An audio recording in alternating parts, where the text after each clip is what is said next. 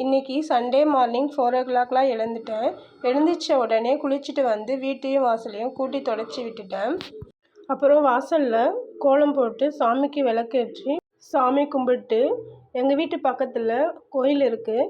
5:30க்கெலாம் மார்கழி மாதத்தில் பெருமாளுக்கு அபிஷேகம் பண்ணுவாங்க. கோயிலுக்கு போயிட்டு அபிஷேகத்தை பார்த்துட்டு 6 o'clockலாம் வீட்டுக்கு வந்துடுவேன். வீட்டுக்கு வந்தவொடனே என்னோடய தையல் வேலையை நான் ஸ்டார்ட் பண்ணுவேன். இன்றைக்கி 12 saree ஓரம் அடிக்கிறது இருந்துச்சு. 1 ஹவரில் இந்த சேரீயை நான் ஓரம் அடித்து முடிச்சுட்டு 7:30க்கெலாம் என்னோடய சமையல் வேலையை நான் பார்க்க ஆரம்பிப்பேன். சமையல்லாம் பண்ணிவிட்டு முடிச்சுட்டு சாப்பிட்டுட்டு அதுக்கப்புறம் நான் ஒரு 10 o'clock என்னோடய தையல் ஒர்க்கை ஸ்டார்ட் பண்ணுவேன். அதிகாலை எழுந்ததால் நான் என்னோடய வீட்டு வேலையும் பார்த்துட்டு என்னோடய ஒர்க்கையும் நான் ஃபினிஷ் பண்ணுவேன்.